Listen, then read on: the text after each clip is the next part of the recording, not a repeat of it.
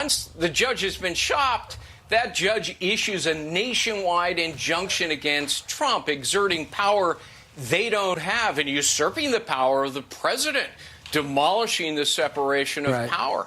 Look, there's a bill in the House, a bill in the Senate to take away the power of the judges in the regard I've just described. Even if it dies with a filibuster, it's incumbent upon the Supreme Court. They have the power under a law passed by Congress to strike down all of these universal injunctions and stop it. You know, even the liberal judges have complained on the Supreme Court about these district court judges exceeding their authority. House Judiciary Committee Chairman Jim Jordan plans to address these activist judges during the upcoming hearings. Well, we're going to use every lever we have in the legislative branch. We can do legislation. We have a bill that passed out of the committee 3 weeks ago, which says when one of these judges, district judges, trial judges, issues an injunction, it doesn't apply nationwide. It'll apply only to the parties in that case in that respective jurisdiction. A conservative writer says people that engage in so-called swatting are terrorists and should be prosecuted as such. Swatting is defined as making a false report of an ongoing serious crime in order to elicit a response from law enforcement, such as the dispatch of a SWAT unit. It happened recently to Larry Taunton. He shared the experience with American Family Radio. You know, it's 1 a.m. My dog Ranger would not let me go to sleep. He was agitated and trying to let me know something was going on. I get up, I draw my gun, and I look out the window. I see 3 men with AR-15s tiptoeing around on the deck of my porch. They'd come in silent, no sirens. It turned out to be police responding to a 911 call about a reported shooting inside the home. It is attempted murder by proxy, and by that I don't mean that the police officers themselves, were out to murder me. Rather, I mean that the individuals who are doing this, they seek at the very minimum to terrorize conservatives. But, the intent was really to kill me. And if my wife got killed, or if I had, children in the home, or police officers get killed, so much the better. These people are terrorists, and they should be prosecuted as terrorists. I'm Chris Woodward. For American Family News, I'm Rusty P. The feature-length documentary Culture Warrior, Don Wildmon and the Battle for Decency, premiering November 11th, chronicles the life and ministry of Don Wildmon. It takes you through the founding of the National Federation for Decency, what has become AFA. It's a call to stand firm for righteousness and shows how that resolve can make a huge difference in our world. If we lose this cultural war, we're going to have a hedonistic, humanistic society. Find out more and watch the trailer at culturewarrior.movie. Welcome to Today's Issues, offering a Christian response to the issues of the day. Here's your host, Tim Wildmon, President of the American Family Association.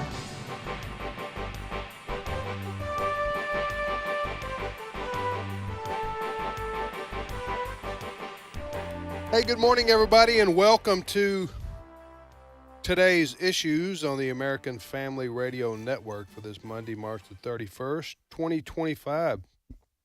Thanks for listening to AFR. Hope you had a nice weekend. And joining me in studio, whether they had a nice weekend or not, they're here. Ed Battagliano. Good morning, Ed. Good morning, Tim. And Fred Jackson. Good morning, Tim. I know you guys are hockey fellas. Yeah. But college basketball is having their tournament. Y'all heard of this? Yeah, I watched some. Okay. So I watched the Texas Tech game, the Red Raiders, where they had a 10-point lead against Florida. I thought I was going to watch an upset, and kind of squandered it. But Florida's a good team, so yeah. No, you're correct. That was against Florida. That Texas Tech came back and had that monumental comeback against Arkansas. Yeah. But anyway, I've got 4 of my 4 in the Final Four. Did you? Yeah. I do want to let you know that as of this last Thursday, I don't know where I stand now. I was leading. We have a competition going here. Yeah. No bets, folks. We don't bet on it, but right. Well, I did. Filled out nobody else did. But mine was through a bookie. Oh, okay, good. So it had nothing to do with us here at the ministry. It was something separate. So I'm absolutely kidding. Yeah, So absolutely. save your emails and phone calls. Go ahead. We have everyone filled out their brackets. Well, a lot of people did. And as of Thursday, I was at the top on both the men's and the women's bracket. Now, we do ours by points, right? Yes. So you get points for every game you pick Correct. through, not necessarily just the Final Four. Yeah. But anyway, so I've got Duke and Houston. They'll play Saturday, and then Florida and Auburn are playing the other one on Saturday. So Yeah. ought to be fun. The championship game will be on Monday. Been some great games. Yep. So far. Those are 4 really good teams. They were the number 1 seeds. Yes. So I mean, they were. So you basically picked the number 1 teams. I did, and it paid off. It paid off because there were not a lot of upsets. No. In the tournament this time around. All right, so I do think a couple of these players and teams need to be drug tested because I do think they are playing like superhuman. Yeah. Okay, Duke, the Duke Blue I did Devils. not watch the Duke game. Yeah, the Duke. They beat the Tide, beat the Crimson out of the Tide. So it's just tied now. Huh? It's just the Tide. Tide. They just beat the Crimson out of them.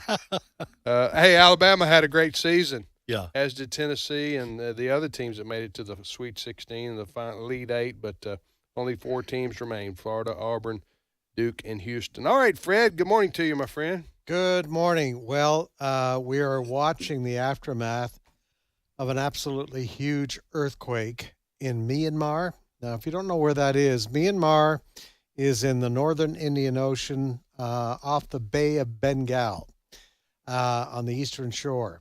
On Friday, a 7.7 earthquake. In the initial reports, the death toll was very small. But what has happened, we have learned the crumbling of huge buildings has resulted in a death toll now that has climbed to more than 1,700. You may have seen pictures on the weekend of these huge buildings swaying. Some of these buildings, fairly modern, had swimming pools on the top and the water pouring out of that. Other buildings collapsed.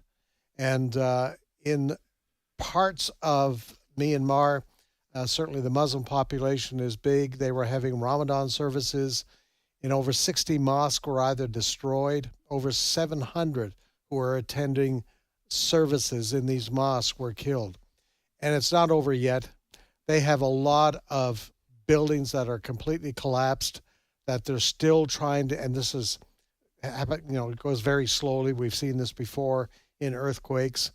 They expect the death toll to climb to hundreds more beyond the 1,700 that have been identified so far. It's just a horrible situation. Well, and one of the problems I've been reading is that infrastructure has also been either destroyed or compromised. So getting in, emergency vehicles and other rescuers are having a hard time getting in to some of these areas because expressways are damaged and highways rubble in the roads. I saw, Tim, you saw, I think this morning, someone, I think Steve Jordahl showed you some of the video. Mm-hmm. I had seen this over the weekend. You mentioned these tall buildings swaying. The people had not just pools on the roof. Some of them had, it looked like, apartments that had a pool right outside on the side of the building with fairly substantial glass siding so nobody could, accidentally fall off. But these buildings swaying and the water starting to go back and forth, punching out these panels of glass. And on the video I saw, there were people in the pool when this started, and they managed to get out safely. But it was terrifying to watch these buildings, very, very tall, swaying. By the way, just watching an update from Myanmar from the BBC, they say the death toll has now climbed over 2,000. That'll continue to go up as they is. find people. It is. So you said that I've heard of that country, and I knew that it was in Asia, southeast. It's in Southeast Asia, right? Northern part of the Indian Ocean. If you look at the Indian Ocean, then you go up into the Bay of Bengal. So you have Myanmar, and then just southeast of there is Thailand. if that helps you mark Yeah. that area a little bit more. Okay. But the earthquake was. It used to be known as Burma. Okay. Under the British. But the earthquake was 7 point what? 7.7. And we had this discussion in our story meeting this morning. A lot of people don't realize that a jump, for instance, from 7.0 to 7.1 isn't a tiny jump. It is, in that Richter scale, it is an exponential increase as you go from 7.0 to 7.1, et cetera, et cetera. It gets many times worse with those small jump in numbers. So don't let the small jump fool you. It is huge when that happens. And this is 7.7, which I think Steve was telling us, because Steve is from California. If you thought the earthquake back many years ago, I guess was in the 80s, early 90s in San Francisco was bad, this is many, many, many times worse than what we saw in San Francisco. In terms of the strength of the earthquake. Oh, yeah. And we saw what the earthquake in San Francisco Yeah. did. The bridges collapsed, the buildings collapsed, et cetera, et cetera. And they're continuing to show pictures. And I would venture to say that their building codes aren't as strict as they are here in the U.S. Well, some of the areas of Myanmar, like Ed was talking about these, some of the buildings that you saw, people took videos, they were swaying, which they are designed to do. Right. Modern architecture is designed the buildings that way. But earthquakes, we live here in the Southeast, and so we're not unaccustomed to tornadoes, but we get warnings. Right. Right. Earthquakes, it can be a beautiful sunny day. I've experienced this living in various parts of Canada. It can be a beautiful sunny day, and all of a sudden things begin to shake. Yeah. It's just like that. You don't know. You ever been in an earthquake, Ed? Yes. Where? My last year of Bible college, we were in California, Costa Mesa. My wife and I, we lived there. It was our first year of marriage, and we had a very small earthquake in California. What's a small earthquake? I don't even remember what it was. We could feel some trembling, and it felt like big trucks going by.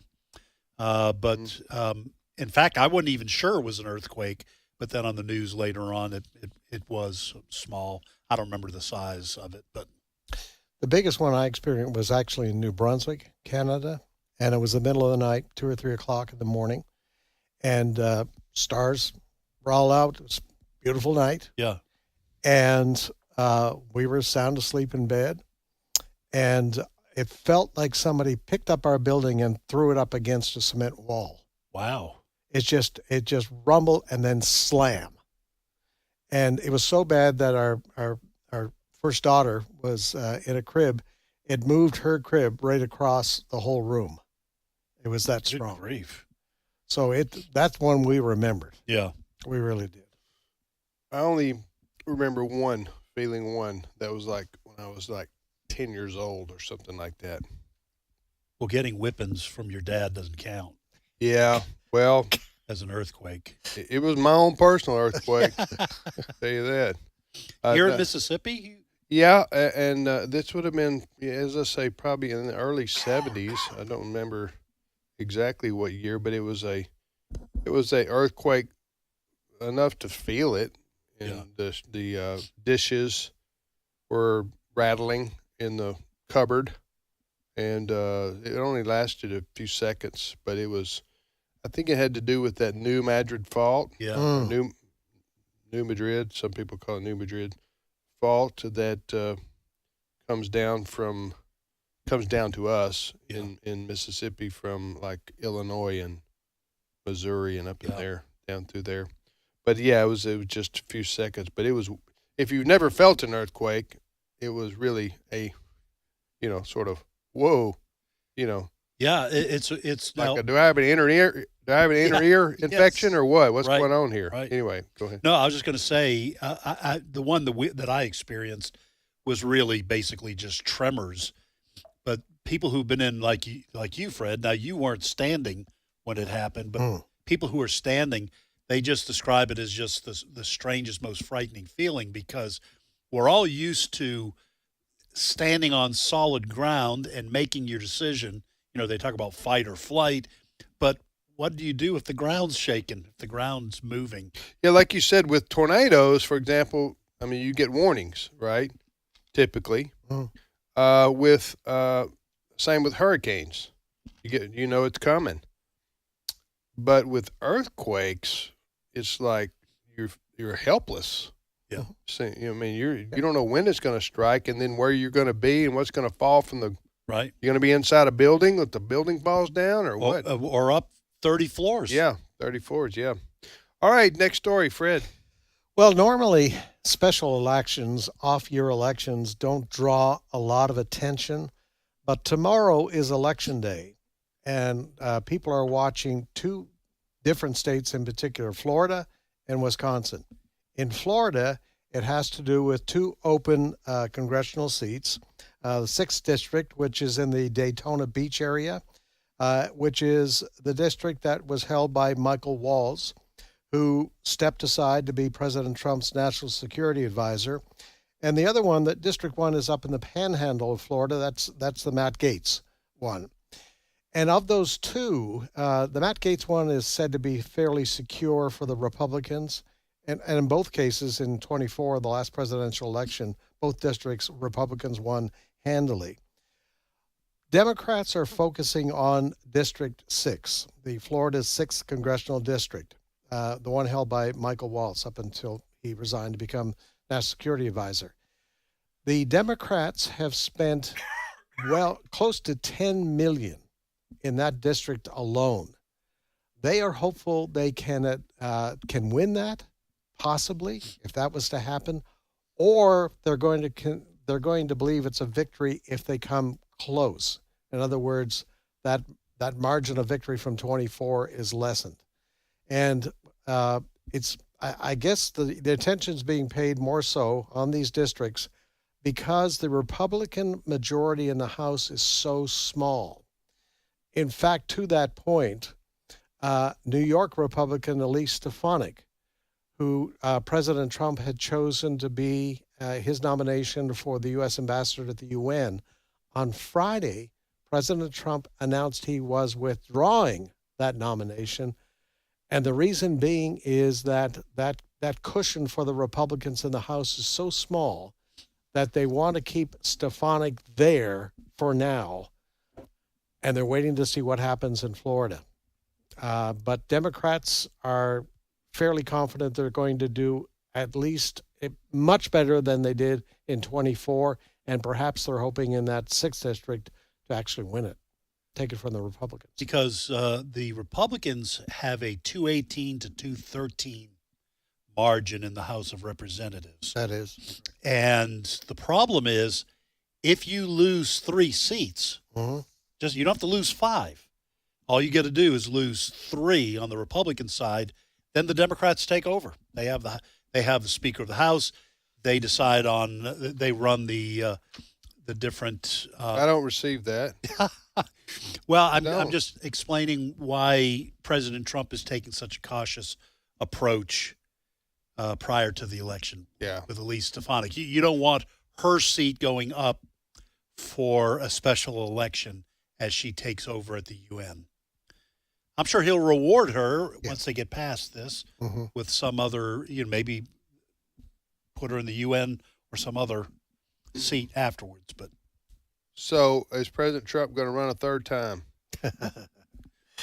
He says he's serious about this. Go ahead. Yes. Why don't we hear it from the president himself? Cut number 13. I don't want to talk about a third term now because no matter how you look at it, we got a long time to go. We have a long time. We have almost 4 years to go. And that's a long time. But despite that, so many people are saying, you've got to run again. They love the job we're doing. Most importantly, they love the job we're doing. So you said you were on 70. Well, there's only one problem with that. I don't know who's going to tell him, but, he knows he can't run again straight up because one of the amendments to the Constitution, I've forgotten which one. 22nd. 22nd. Way to go, Ed. You know your amendments. Well, I'm looking it up. What's the 19th Amendment, Ed? That gives young people the right to vote. Huh? Yeah. I I think that's right. What's 12? Come on. I'm gonna. I do not know. Okay. With President Trump, oftentimes Women the right to vote. My bad. Which the 19th Amendment. Oh, the 19th Amendment. You said what did you say? I said young people, but that includes women. Yeah, that's true. So, you don't know whether President Trump is, and this works great for him, to his advantage. You don't know whether he's trolling or not. By trolling, I mean he's kidding around, but he's acting serious about it. You don't know, oftentimes, which, as I say, works to his advantage. But in this case, he can't run for president again, even if he wanted to, because there's something called a constitutional amendment that prohibits an individual serving as president for 3 times. If you've been elected twice. Yes, and of course that goes back to Franklin Delano Roosevelt, who was in his 4th consecutive time as president, and I think the Congress at the time, and it became a constitutional amendment, so it was voted on, ratified by the states, wisely decided that two consecutive times was 2 times period, right? Yes. For an individual to be president of the United States was enough, because beyond that you start establishing too much power. Right. And so I think that's a good idea. It's basically the same argument for term limits. Yes. Go ahead. Which is why they had to go through a constitutional process to limit the number of times a person could be elected. Now, a couple of things. You can, like Gerald Ford did after Richard Nixon resigned. It depends how much time is left in the president's term when he, resigns or dies in office. A vice president can fulfill the remainder of that term and run 2 more times. I think if you served under 2 years, you can run for the presidency 2 more times. But the 22nd Amendment, the process was started in 1947. So this is a couple years after the conclusion of World War II. FDR died during his 4th term in the middle of the Second World War.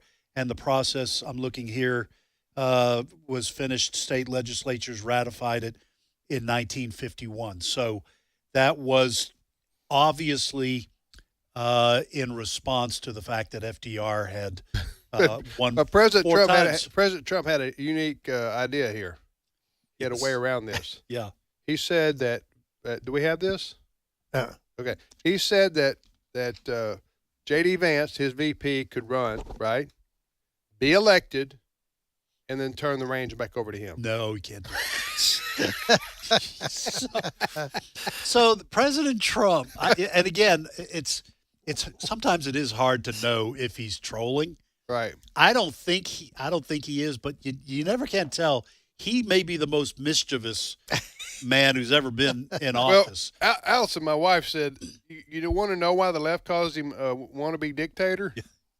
These kinds of statements. But anyway, I think he did say that there's a long time to go and a lot to be done. Yes. Between now and then. I personally think he's, who knows, but I think he's just joking around. Yeah.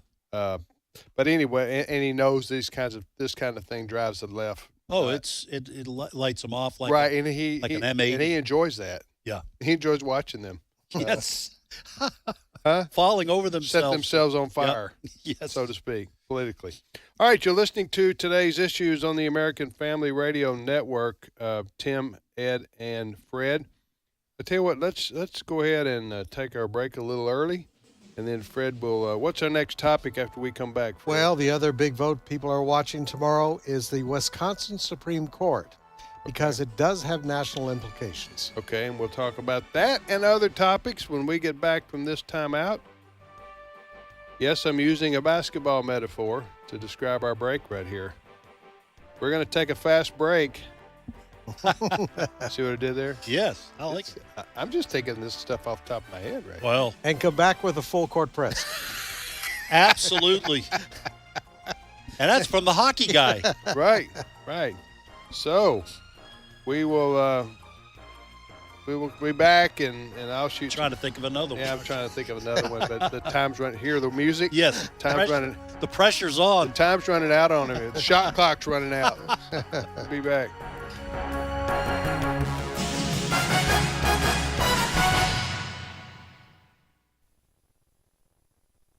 It's my turn. Here is your host for My Turn, Don Wildmon.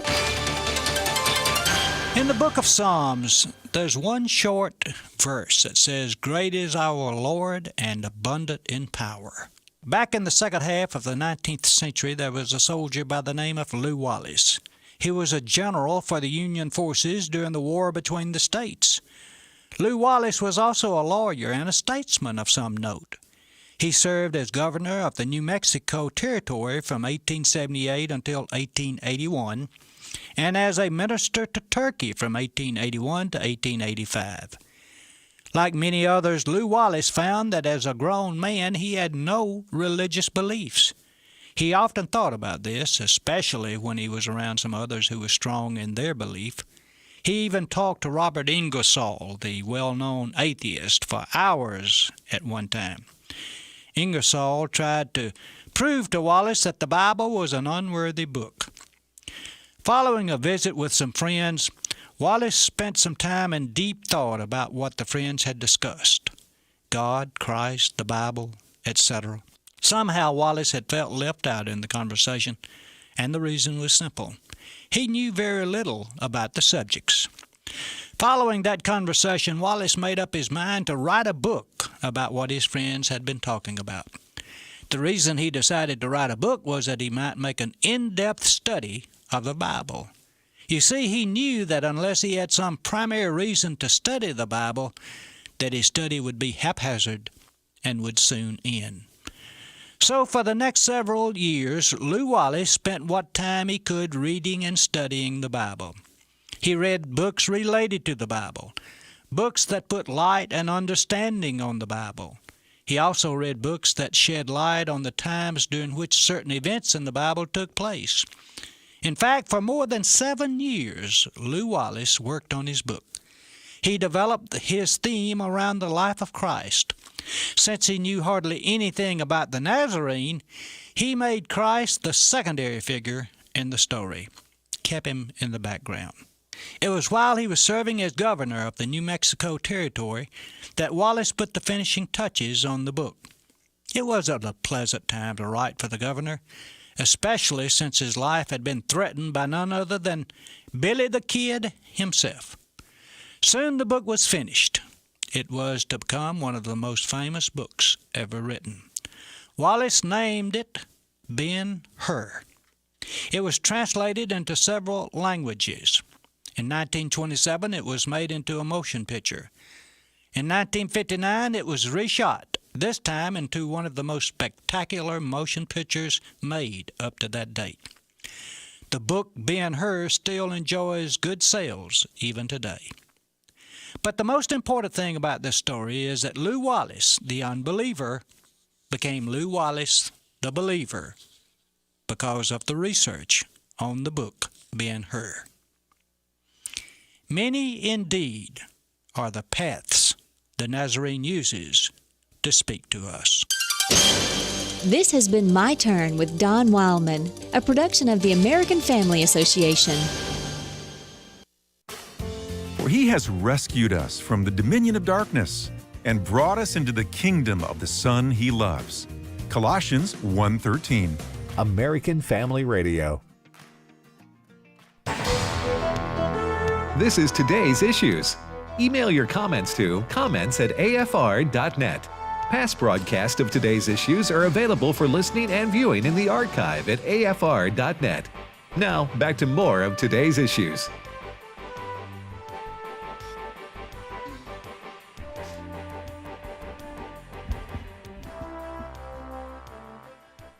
Hey, welcome back, everybody, to the radio program Today's Issues on American Family Radio.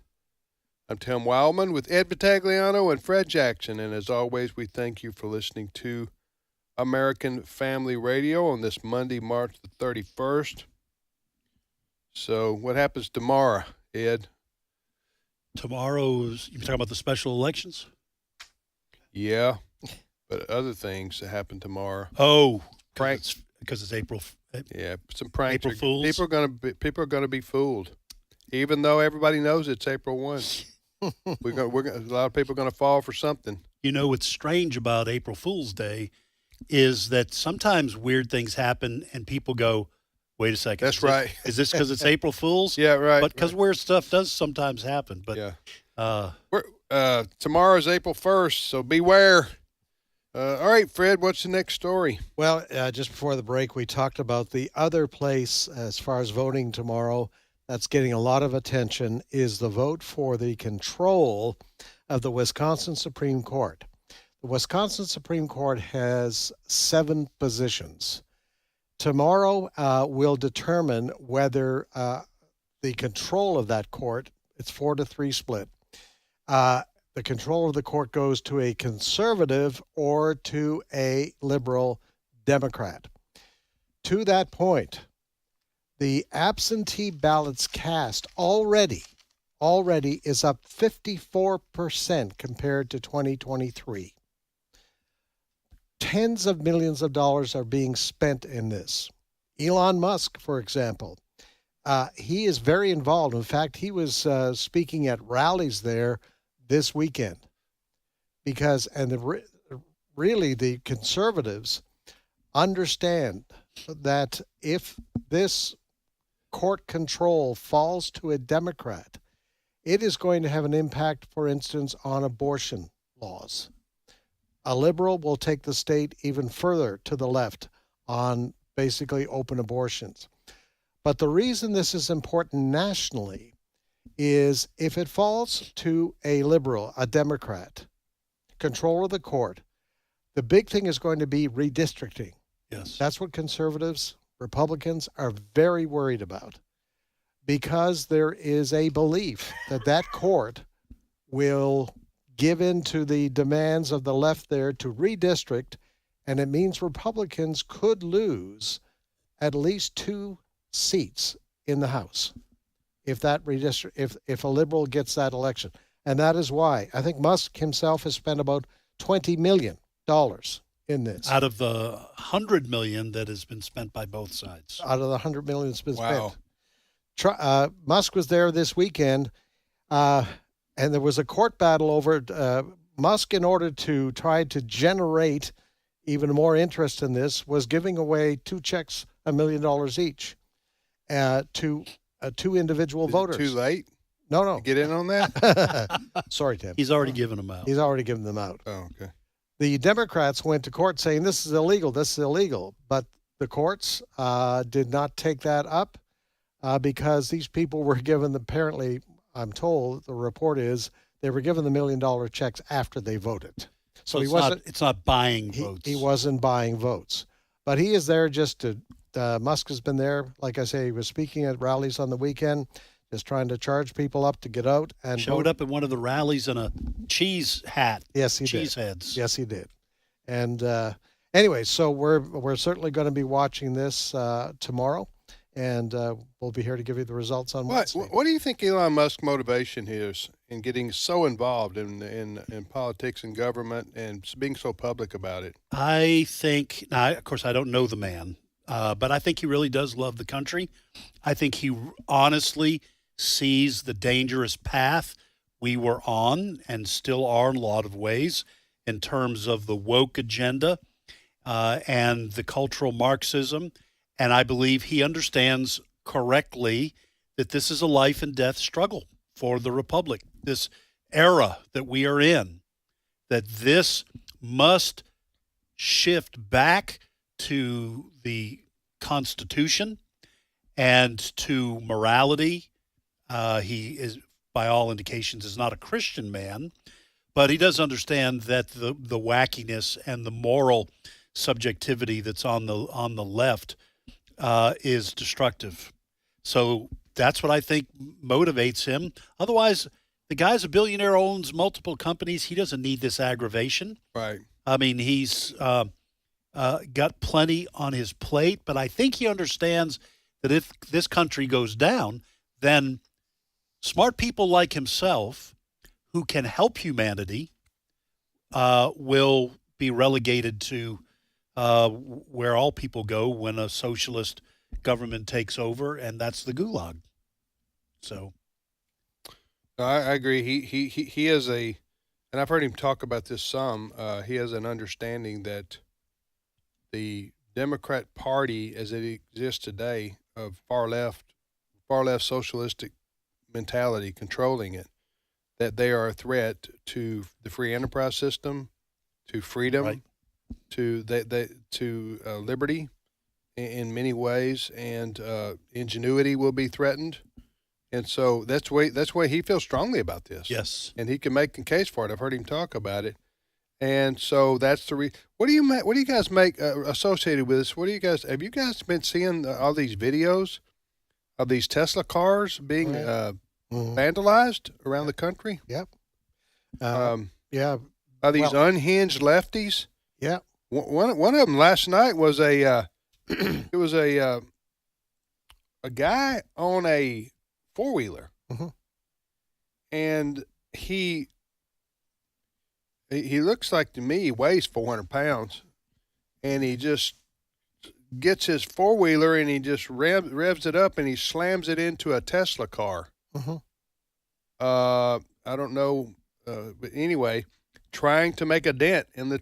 I guess he did. I didn't see the effects of it, but it was like, this guy's insane. He could hurt himself, seriously hurt himself, if he goes flying off that four-wheeler.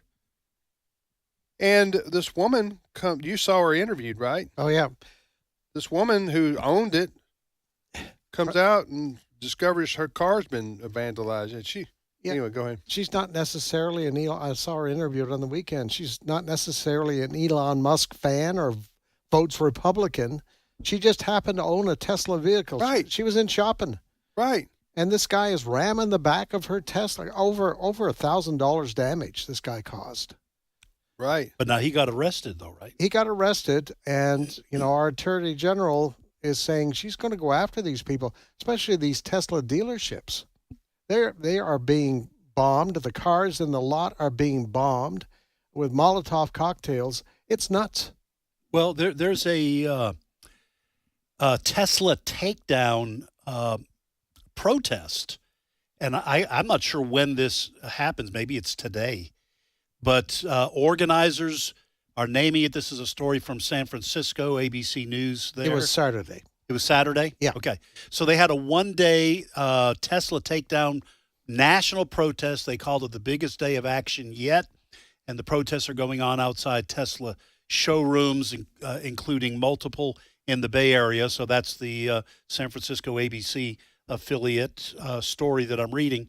So now the protest, that's one thing. Okay, the vandalism and the firebombing, that could be absolutely considered as domestic terrorism.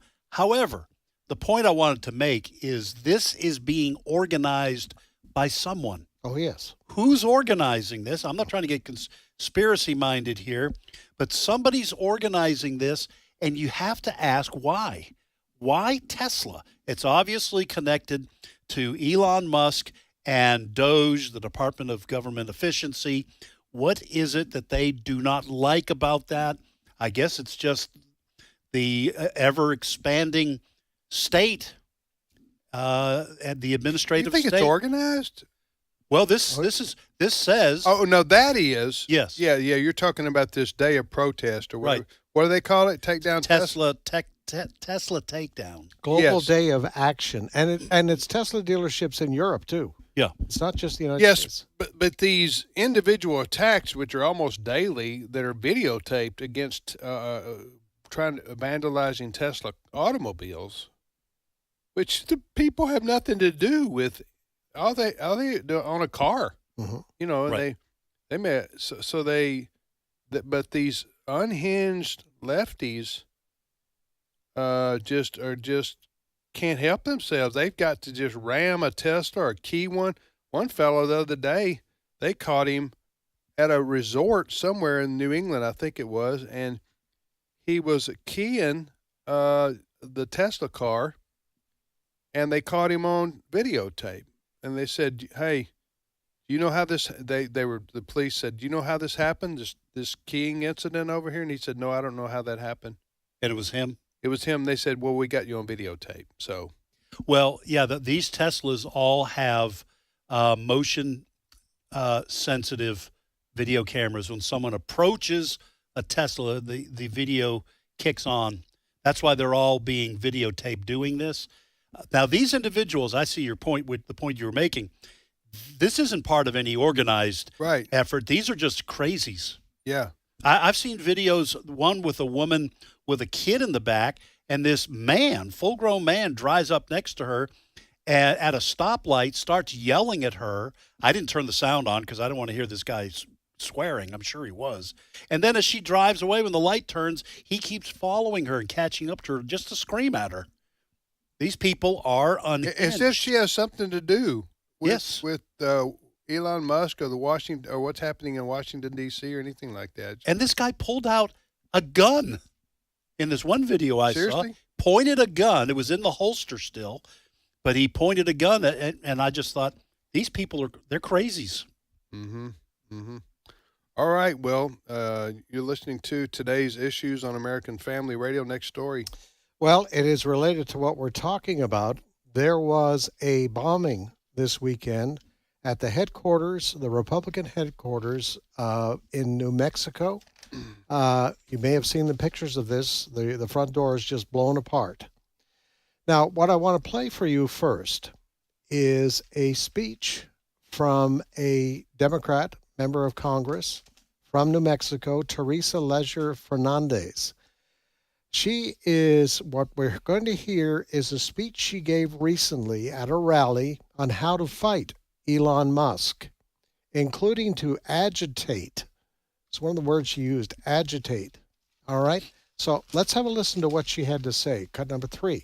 To respond, because people keep asking about me, what do we do? What are you doing? What more can you do? And we have a 3-pronged project. Legislate, litigate, agitate. And you guys are part of the agitate part. So don't feel like we are hopeless or helpless. When we express our outrage, and it is universal, they are forced to put it back. All right. Then we have the bombing. This occurred before that bombing at the Republican New Mexico headquarters. The New Mexico County Commissioner, Amy Barella, was interviewed on Fox this morning about this. This is how she responded to this act of violence. Cut number 4. Well, I believe that she changed her statement as soon as I came out to the media and was calling her out on those statements. I mean, you're holding a town hall to discuss about the love of the community, and you use the words agitate, I think is contradictory. The left calling out, and just instead of calling out for violence and the destruction of the United States and across New Mexico, how about we come to the table and work together and fix the crime problems in New Mexico instead?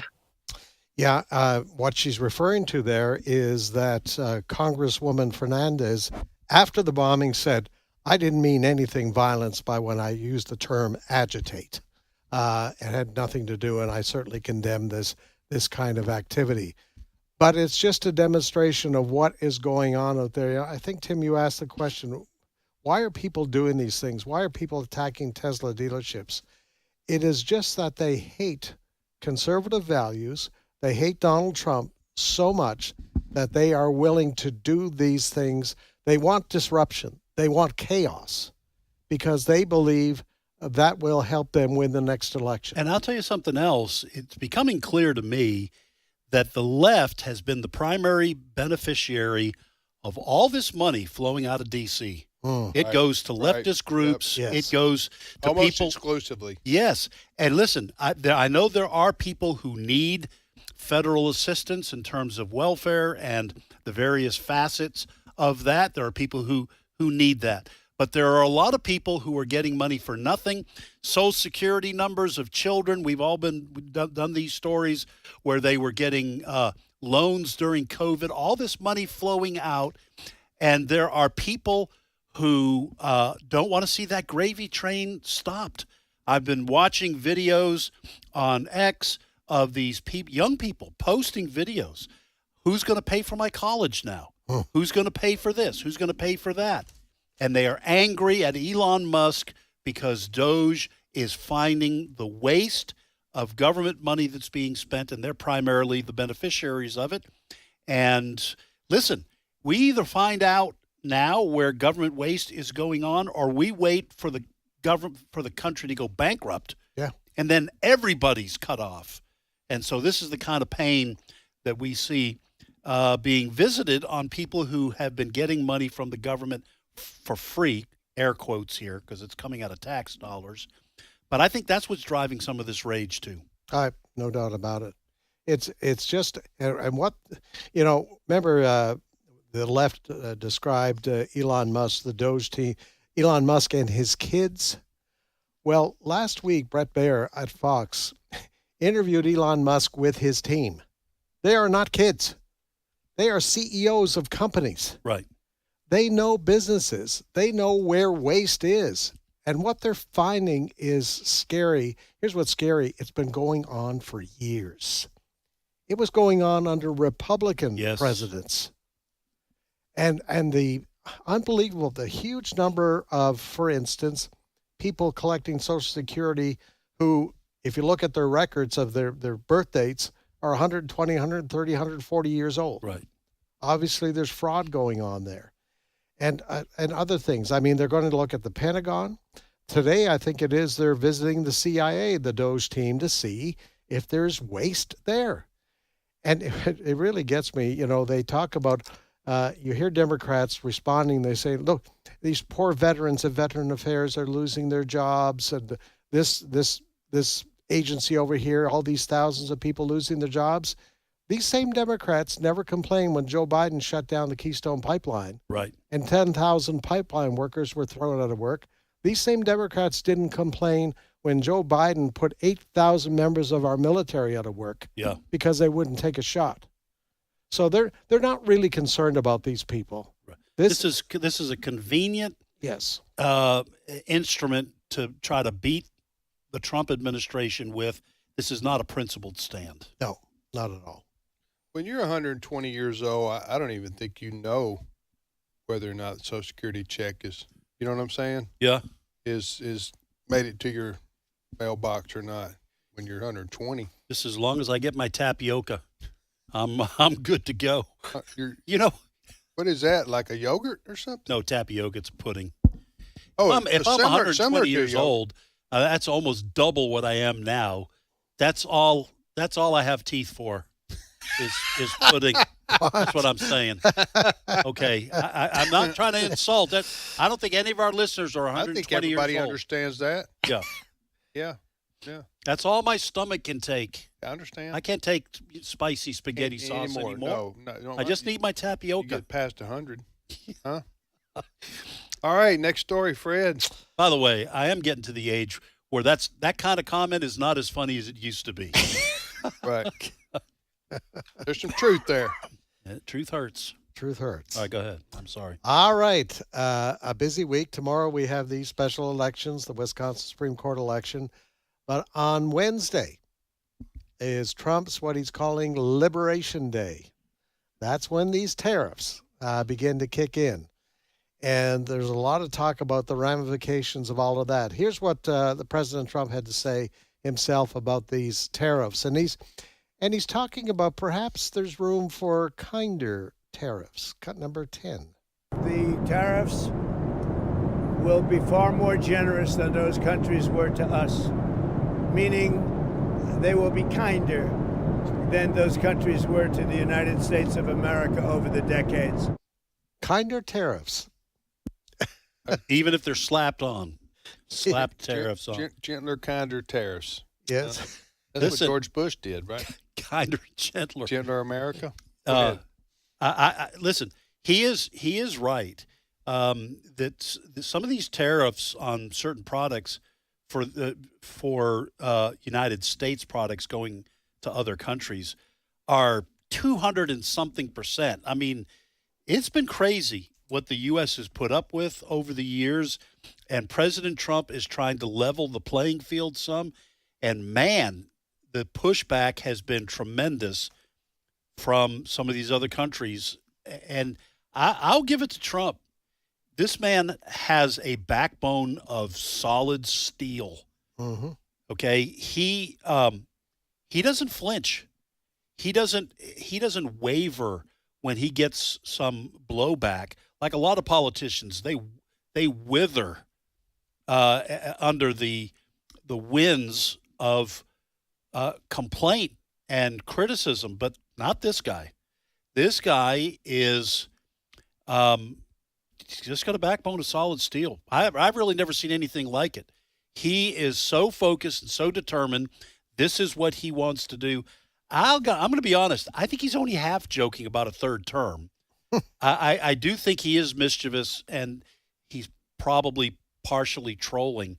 But I think he realizes how much time it's going to take to set America back on the right course, and he probably knows 4 years isn't enough. At some point, he's going to have to turn it over to J.D. Vance or someone else to carry on this kind of MAGA revolution.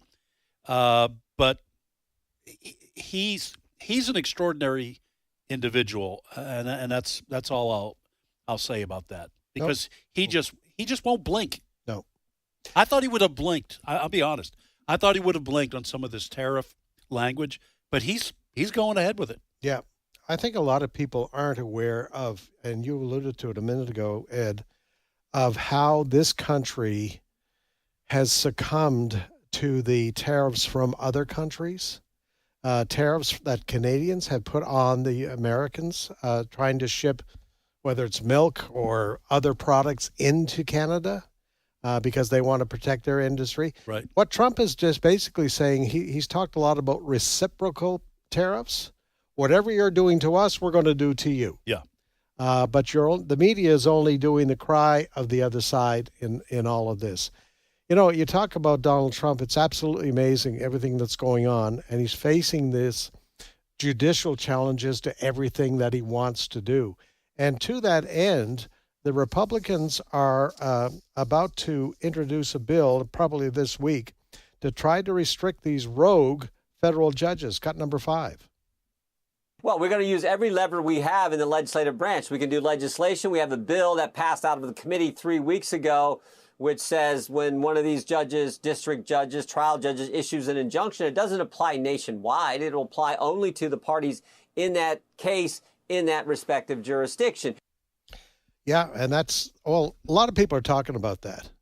And if you care about justice, a lot of people are saying these federal district judges have far too much power.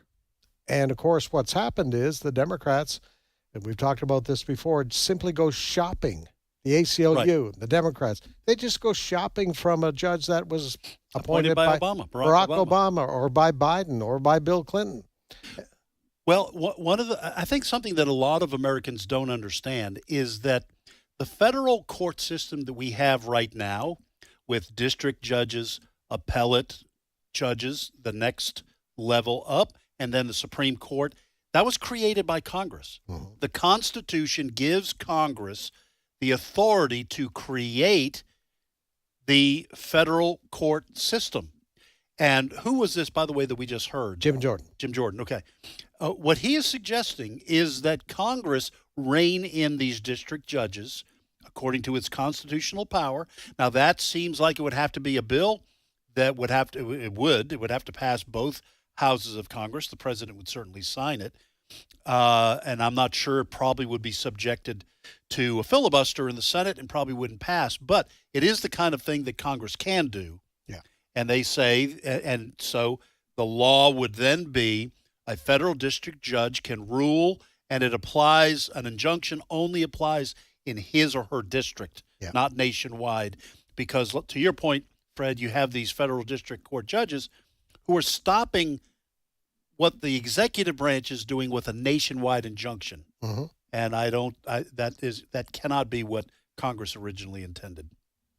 No, of course, a lot of these cases now are going to go up to the Supreme Court, United States Supreme Court, A lot of people are saying, if the Supreme Court justices don't stop these federal district judges, the federal district judges then are going to be perceived by the people. They're running the country all of a sudden. Yes. These unelected judges. They have the power of the Supreme Court. Yes. To stop these kind of things.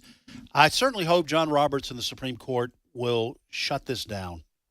Otherwise, it is going to create a constitutional crisis in our country. All right. Well, man, that's just the world spinning. Yes. And things are moving fast. And I agree with you. We've talked about this before, but the energy and stamina of President Trump is unlike anything I've ever seen from a 78-year-old man. He's almost 79 years old. And he wants another 4 years, joking or not. Yeah. He said he likes to work. Yeah. So, anyway, we will see what happens. J.D. Vance would be the heir apparent. Yeah. Right there. I don't think J.D. Vance would run just to say, oh, yeah, here are the keys back to the White House. Right. After I ran for president, and I won if he were to win. But we'll see what happens. As President Trump did say there, that's a long way away. We were just into his first administration. Excuse me. The first months of his second administration. Yes. And, all right, when is Easter, by the way? Easter coming up? The 18th? A week from this Friday or 2 weeks April? from this Friday? It's Good Friday, I think. April, you talking about 2 weeks from now, 3 weeks from now? Yeah. Something like that? Yeah. Easter is the 20th of April. Okay. And then the Eastern Church, they said they got to be different. I think this year, they both Western Same and time? Eastern, I think the same Sunday. Okay. I think All that's right. what somebody told me that, so. All right, we'll be back momentarily with more of today's issues on the American Family Radio Network. Stay with us.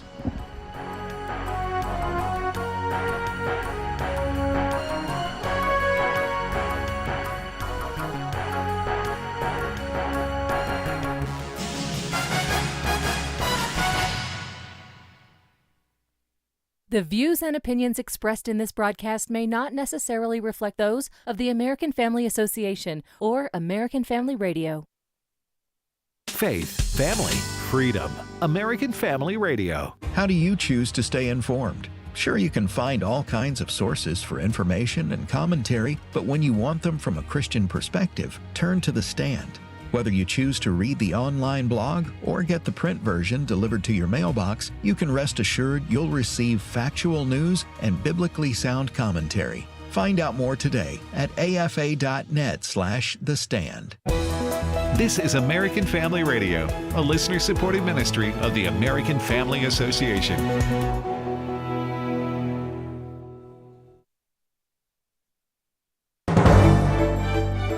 American Family News, I'm Rusty Pugh. President Trump is set to roll out a major wave of tariffs. Everett Lawrence has more from the White House. This is a big week for the economy here, especially since we got a hotter than expected inflation read at the end of last week, and that has concerned a lot of the markets. Now, the tariffs have a possibility of putting a one-time price increase on certain goods. The president, though, trying to manage that expectation and shock to the system. The tariffs will be far more generous than those countries were to us, meaning they will be kinder than those countries were to the United States. The signal tariffs might not be actually reciprocal. The administration estimates the Trump tariffs will bring in $600 billion in the first year to the Treasury General Fund. Florida voters tomorrow will decide who fills 2 vacant congressional seats in what are expected to be tight races. Tomorrow is Election Day for 2 U.S. House seats left vacant by Republicans Michael Waltz, who joined the new Trump administration as National Security Advisor, and Matt Gaetz, President Trump's first choice to be Attorney General,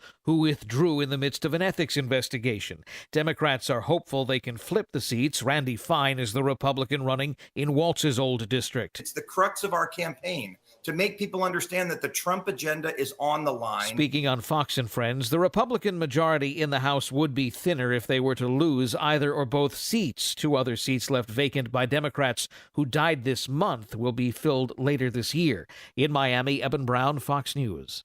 President Trump says stories about a leak of a signal chat about airstrikes in Yemen are old and boring. Jared Halpern has more from the White House. President Trump's is the never-ending story over Signal is a radical left witch hunt. Writing on social media, the focus should be on how successful the attack was. Last week, The Atlantic magazine published messages from a group chat on Signal that inadvertently included a journalist. In it, the defense secretary disclosed the timing and sequence of airstrikes hitting Houthi targets in Yemen. Administration officials insist no classified information was shared. President Trump says the story and narrative is so old and boring, but only used because of the most successful first 100 days for a president in history. Senate Republicans crafting a budget proposal as they seek to implement President Trump's agenda. Kansas Senator Roger Marshall explains the details of the negotiations. I think that we can give President Trump one big, beautiful bill, make our budget line up closer with what the House did. And the emphasis to us, the changes we want to make, as you already stated, we want these Trump tax cuts to be permanent. You talk about running a business or running a family. It's nice to know, what the next 20 years look like, not the next 6 or 8 years. The head of a Messianic Jewish ministry is skeptical about the recent anti-Hamas protests by Palestinians. As we have reported on AFN, in a rare display of public anger against the terrorist group, thousands of Palestinians in war-torn Gaza took to the streets and protested against Hamas, calling for an end to the 17 months of deadly fighting with Israel that has made living in Gaza a nightmare. They shouted, "Out, out, out, Hamas, get out." Jan Markell is founder and director of Olive Tree Ministries and host of Understanding the Times on American Family Radio. My hunch is it's pretty phony. Remember, some of these same people were a part of the October 7th invasion into Israel, murdering Israelis, some of the same people. So you can bet they just would like their cities back from these terrorist thugs, but the problem is they agree with them. Their sentiment is the same as Hamas, and that is we have to destroy every single Israeli. So I think people need to look on this really skeptically. And Markell says just because these protesters oppose Hamas, it would not be a good idea for them to repopulate or revitalize Gaza City built by Donald Trump. Never. What's in their DNA is destroy Israel. That's all they know. That's all they will ever know. Maybe they want to get rid of the terrorists, but then they're going to turn around and be terrorists. You cannot trust these people. You cannot. Their DNA is to kill. Sorry. I'm Chad, groaning. And the overall death toll has passed 1,700 in the massive earthquake in Myanmar. More news online at afn.net. And download the AFN mobile app for your Apple or Android device. I'm Rusty P. In Denver, Colorado, Jamie Sanchez obeyed the Lord's call and opened the Drip Cafe to create jobs to help unhoused people get back on their feet. Of course, the LGBTQ community began persecuting him for his Christian beliefs. His inspiring story of standing boldly for God's truth in the face of great opposition is part of our Impact series, and we'll send you the DVD as our thanks for your gift to AFA. Visit afa.net/spiritual war. afa.net/spiritual war. Today's Issues continues on AFR with your host, Tim Wildmon, president of the American Family Association.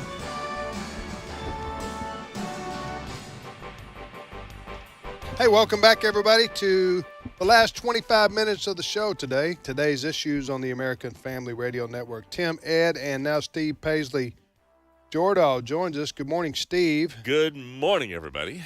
What did you do this weekend, Steve? Anything My wife special? and I went on Friday to Birmingham, Alabama, and we saw a traveling version of a touring version of Les Miserables, the Broadway musical. And I mean to tell you that is my favorite Broadway musical. I saw it the first time I ever saw it. It was like 1997 or 98 on Broadway in New York, and it floored me.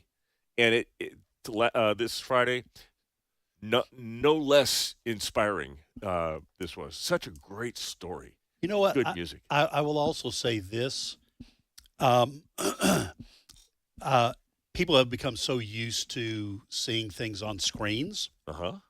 About 25, 30 years ago, some friends of ours took us to see in Jackson. So it was before I came here. So it was probably 32 years ago here at AFA. And we went to see a play in Jackson, Dinner Theater. Jackson, Mississippi. Jackson, Mississippi. And, man, that was fun. When you see, if it's done well and you have good actors, and good producers and set designers. Going to see a play, and I'm not saying that's even in the same league of what you're talking about.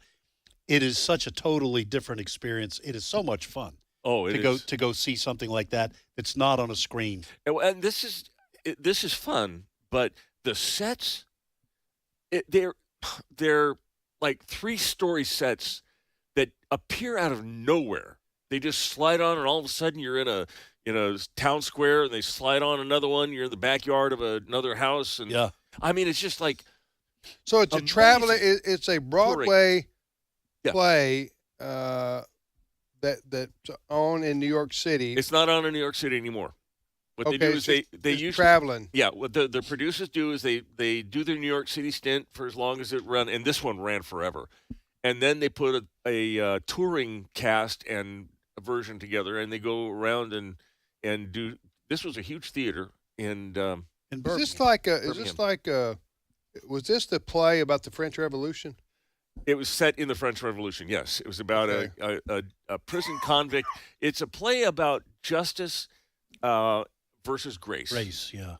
And the star or the hero of this thing is a prisoner who, during the French Revolution, he got released from prison but given a yellow slip, which means he's a convict and he'll always be in conflict. He was under the law, and nothing is going to give him out of the law. Right. And he goes to is wandering around. He goes to get something to eat. He could barely eat at a priest's house. And in the middle of the night, he gets up and he steals the silverware, and he walks out. Well, the police catch this guy, which is obviously a convict, with a bunch of silverware, and they think they know where he got him. They bring him back to the priest's house, and the priest says, "Oh, Mr. Policeman, don't worry. It's okay. Jean Valjean, how did you leave without taking the best things?" And he hands him 2 candlesticks. The police say, "Okay, go away." And he says, "With this action, I have bought your soul for God." And then we see down there he takes care of a young girl. He makes right with a woman that he kicked out of. He becomes the mayor of Big Town. He makes good and becomes a mayor and is all altruistic, trying to do good things. It's just a phenomenal story. Just a huge. What's the name of it again? Les Miserables. It's Victor Hugo. The novel is just as good, and the movie was pretty good too. Yeah, if an average American sees what you've described on a marquee, how is he or she going to say it? Les Miserables. That's what I called it all these years. That's exactly. Now, well, we were parking attendant said, "What are you guys doing? Are you guys going to Les Miserables?" Yes, Les Miserables. No, we're going to more. Are you serious? That's what he said. Yeah. No, actually, we're going to more Miserables. Yeah, right. That's right down the street. Nicely played. Such a redemptive story. All right, next, what's your first? All right. I'm going to take us to London, England, where I'm going to there's a newscaster who has a story this is a British newscaster out of the British press, and I'm not even going to set it up. I'm just going to let this newscaster tell you the story. Cut 15. A toddler was suspended from a nursery after they were accused of being transphobic or homophobic. I just cannot believe this. The Department of Education data revealed the child is either 3 or 4 years old. AD of E, a Department of Education spokesman, said all pupils and staff should feel safe. I can't believe I'm reading this. Should feel safe and protected at school and should never face violence or abuse. The Education Secretary has been clear that she expects school leaders to enforce good behaviour, and we are committed to a comprehensive programme of behaviour to support all schools. The UK is hitting crazy levels. They're getting there, huh? In Ireland, what's the Conor McGregor? It was the MMA guy. MMA guy. Yeah. I think he's trying to run for mayor of a city in Dublin Ireland. or something. Maybe it's Dublin, and Parliament is on the verge of declaring his candidacy, going to revoke his ability to run because of his views on immigration.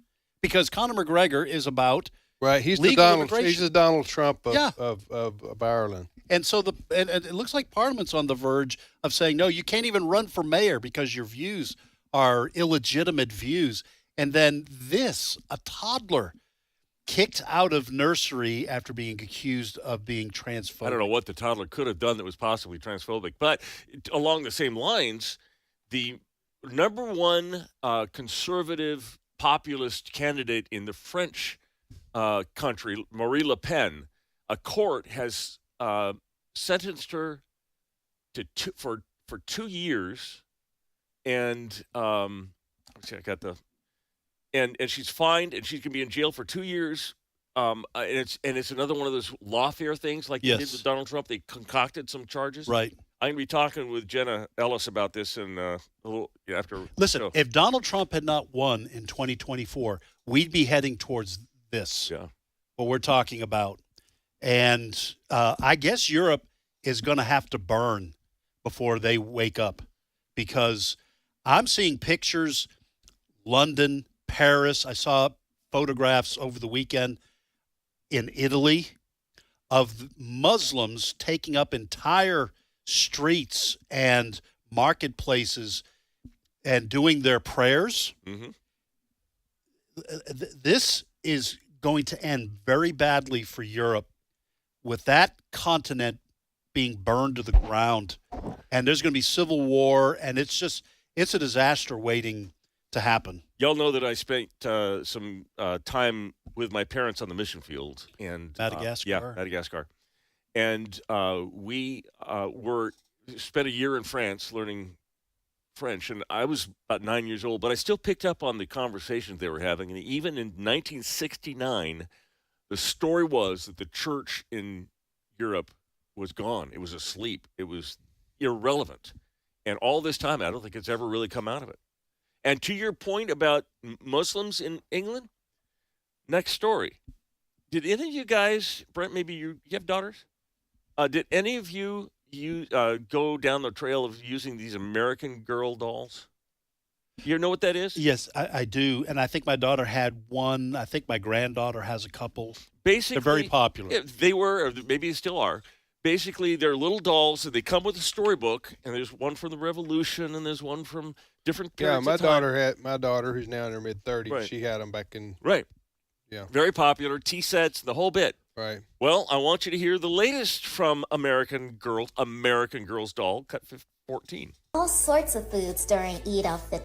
Eid Mubarak to you and yours. Today, I'm gonna make some baklava to celebrate Eid al-Fitr. Eid al-Fitr is a feast that's celebrated by Muslims worldwide. It celebrates the end of Ramadan, when we fast for a month from dawn to sunset. The feast starts at sunset on the night when we first see the crescent moon. We eat all sorts of foods during Eid al-Fitr, but baklava is my favorite. Muslims in different countries each have their own traditions. Many dress in new clothes to represent renewal. Others decorate their houses with lanterns. And gifts are given to children by their relatives. It's ready. Happy Eid al-Fitr. Ooh, too soon. Still hot. Eid Mubarak to you and yours. I didn't trim that well. But American Girl teaching our young girls how to celebrate Ramadan. I looked. I could not find a single American Girl doll whose story revolved around Christmas or Easter.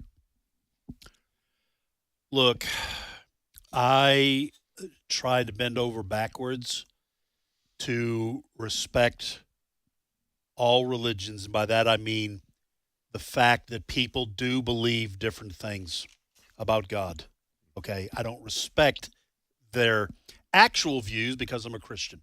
And as a Christian, I would view Islam as a false religion, just like Hinduism, and they look at Christianity the same way, right?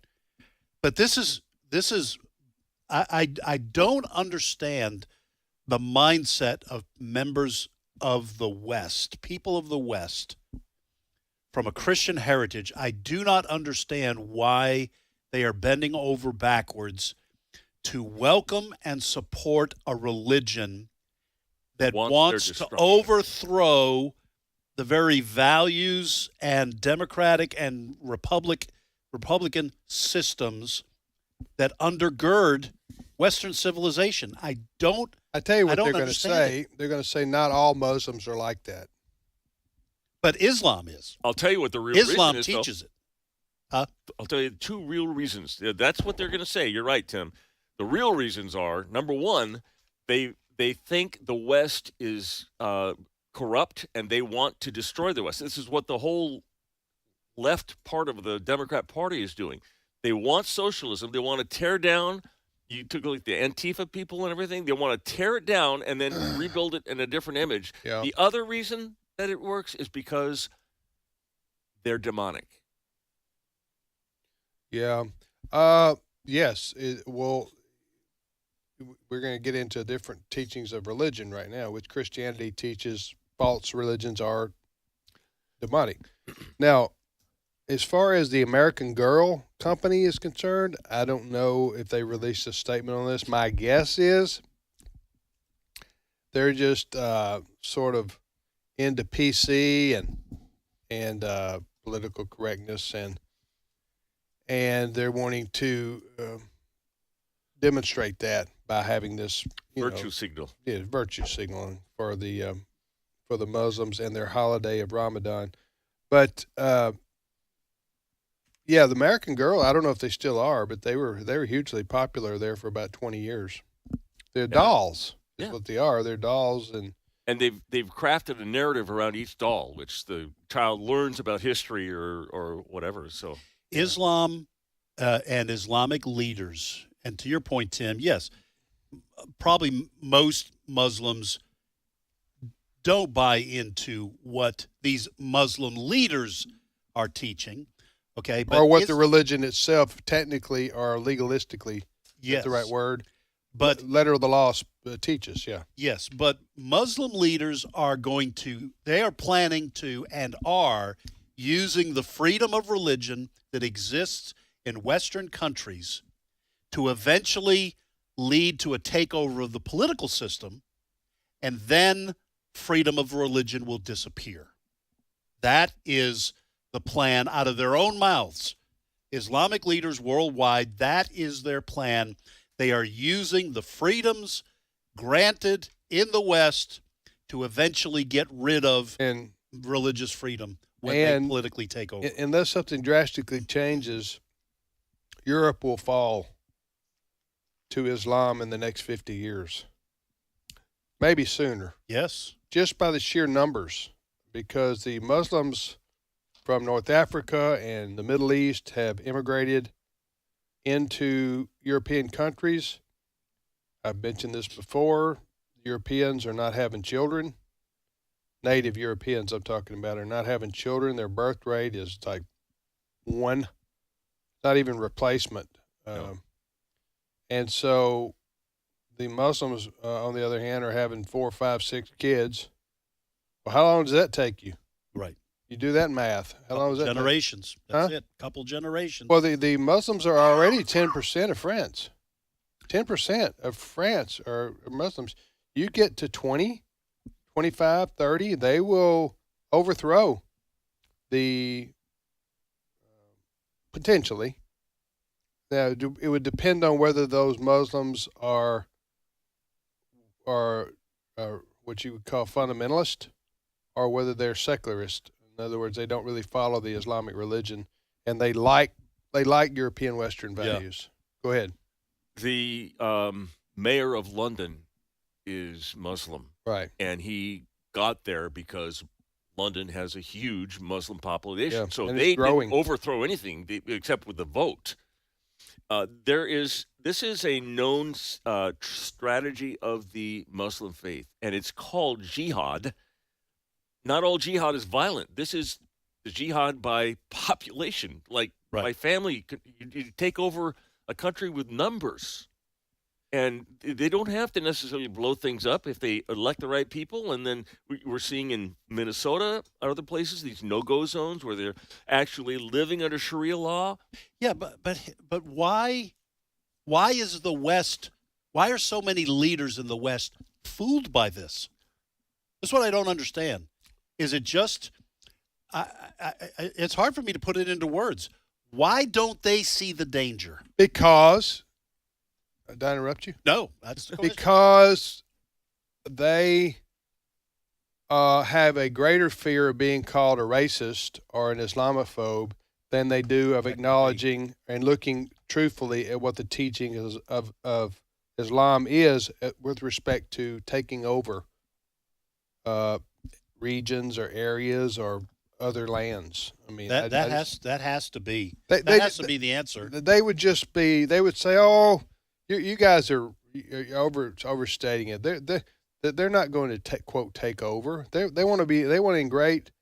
Is that the right word? Integrate into our society and be a part of who we are. Western society. We're a democracy. We're a made up of different faiths. So they wouldn't acknowledge the fundamental the history of Islam, right, or the teachings of Islam. They wouldn't acknowledge that as it being a problem or incompatible with Western values. There is ample evidence that Muslims, when they move into a country, are not interested in assimilation. Right. It's just frightening. No, I feel bad for Europe because disaster.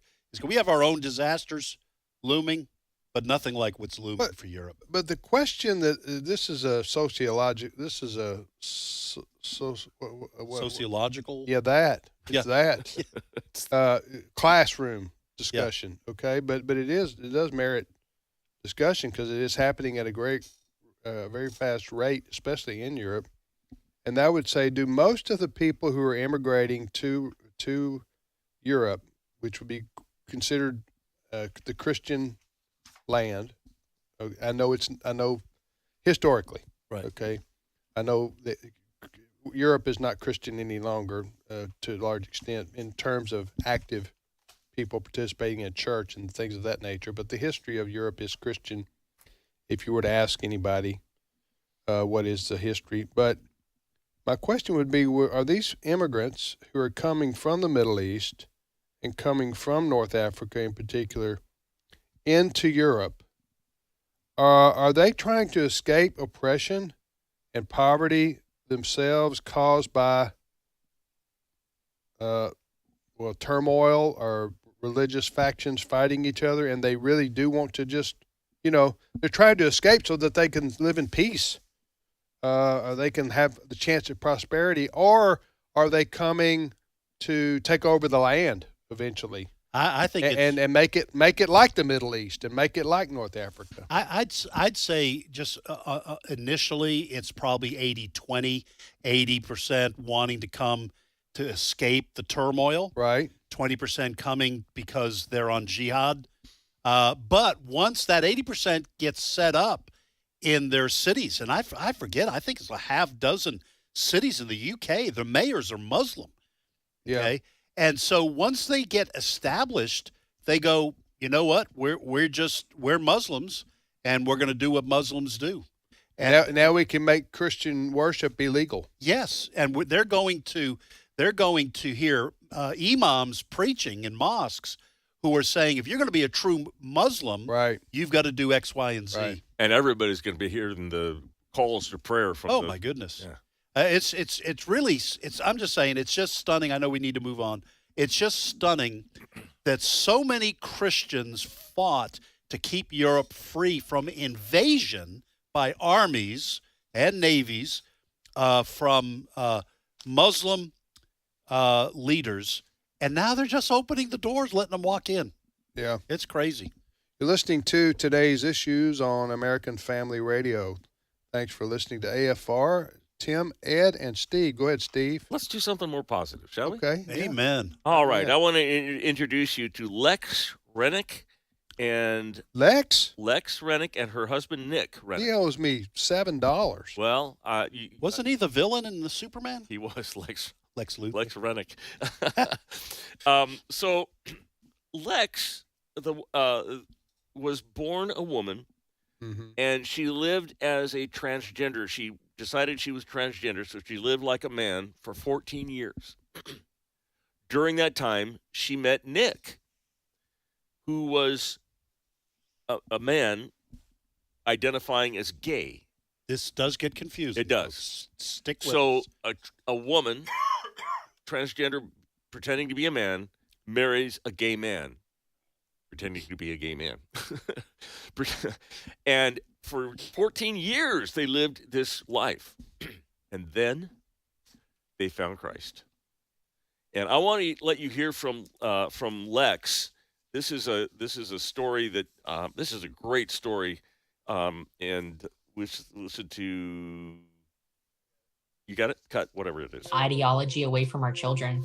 I think that it's a very dangerous topic to expose our kids to this. Well, hi, my name's Lex Rennick. I'm an influencer online, and I get the privilege and honor of traveling and sharing the good news of Jesus and talking about my testimony from transgender to transformed. As a parent, my husband and I have realized that you need to be the one to start the conversation. Don't let the world start the conversation, because the world's going to tell them, opposite of what the word of God says. And ultimately that's really scary, even for a parent to hear, like, if you don't do this, your kid's gonna have suicidal thoughts, etc. It is so important that as a parent, instead of running from this conversation, because even sometimes the church runs from the conversation, start it with biblical grace and biblical truth, that like God doesn't make a mistake, and he loves his children, and he loves us enough not to create us to be put into bondage or to be put in these boxes. Wow. Change how awesome. Change is possible. You can the Holy Spirit can change any life, bring from death to life. Yeah, in his image, our video, our movie, our documentary fits in right with what she's talking about here. Does indeed. In his image.movie is where to go watch it. Yeah, and you can watch it for free, folks. Yeah. It's very powerful, very compassionate. And what Lex Rennick was saying, what she has said, is that she was told that because she said, I wish someone had just told me it was okay to be a tomboy. But because I was a tomboy, they told me I was really a boy. And she said that ideology influenced her as a little kid. And she said that needs to stop. You need to stop pushing kids to think they are the opposite of what their bodies are, and make room for a girl to like to play football if she wants, or a boy to like to play the piano instead of playing football, instead of telling them they're in the wrong body. Yep. All right. Thanks, Ed. Amen. Thanks, Steve. My pleasure. Thanks to Fred Jackson and Brent Creeley, our producer. And thank you for listening to American Family Radio. We hope you have a wonderful day, and we'll see you back here tomorrow.